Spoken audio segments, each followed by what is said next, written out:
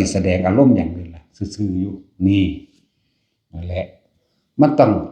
เลิกการคิดปรุงแต่งทั้งเบิดแม้หูหนังตาหนังเนื้อนี่เห็นก็เลิกก็จะว่านี่ในก็ต้องเลิกนั่นแหละจะแสดงความคิดเห็นโดยทั้งสิ้น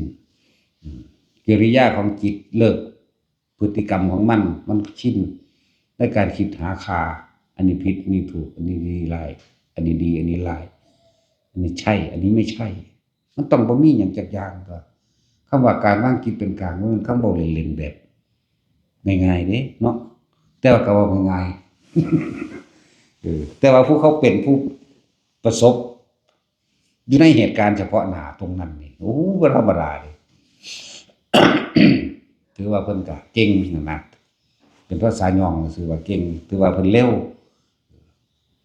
เฮาก็บ่ได้ซ้ำเพิ่นซ้ำเด้อย่าว่าล่ะบ่ได้ซ้ำเพิ่นเด้แม่ง30กว่าปีอยู่เด้ จักว่าล่ะของเขาเจ้าก็เฮ็ดได้เร็วแท้ว่าเขาเจ้าตั้งใจ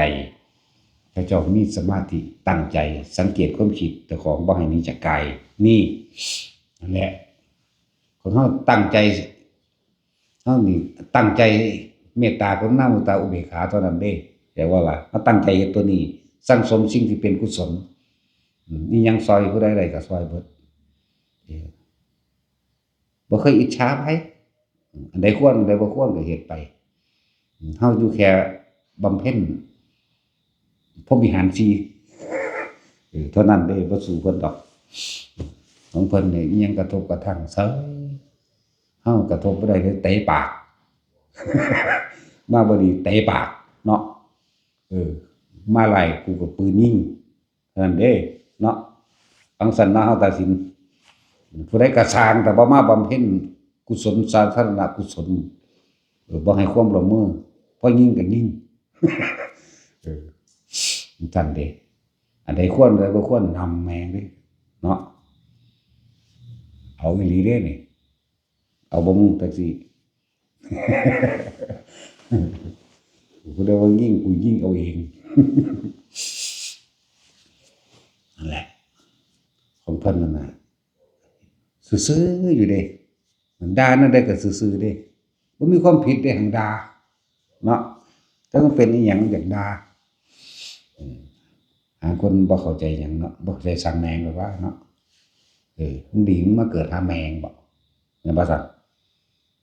อุตส่าห์เคารพนับถือคือว่าเด้ถ้ามันยากปานนั้นสิเคารพหาแมงบ่อุตส่าห์ มันมีอยู่เด้คนที่ว่าอุตส่าห์เคารพโอ้ย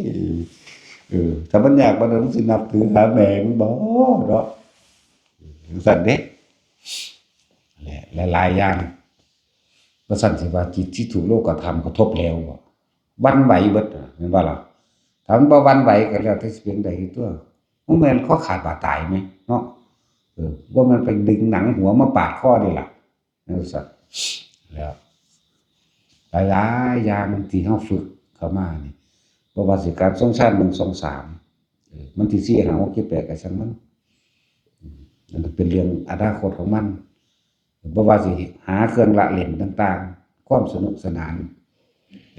สมาธิรักษาโรค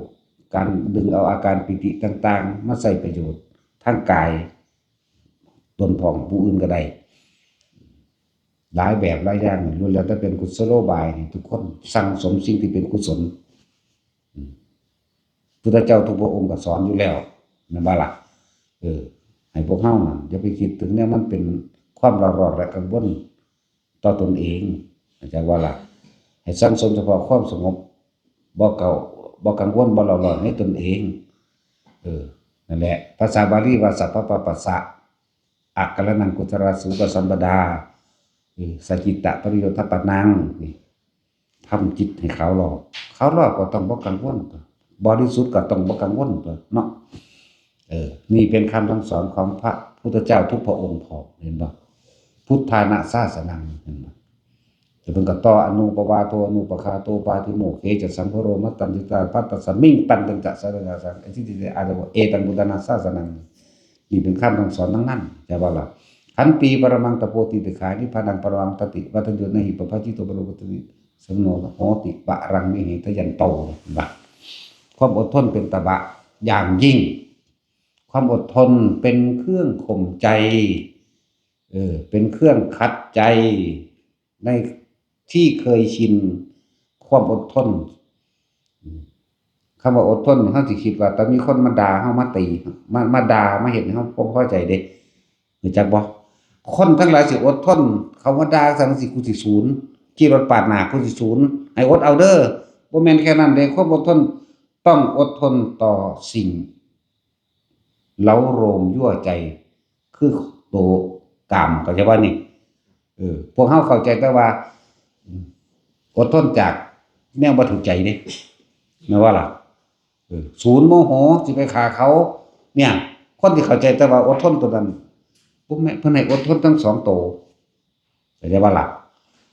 อารมณ์ยั่วที่ถูกใจโอ้อันนี้มันผิดไปเศร้าตัวเพิ่นบ่ซั่นก็อดเอาตัวอดเอาเด้อตาค่อนก็บ่อดเด้อทื่นแมงเด้อบ่ได้เกี่ยวกับเด้ผัวติดก็เอาเด้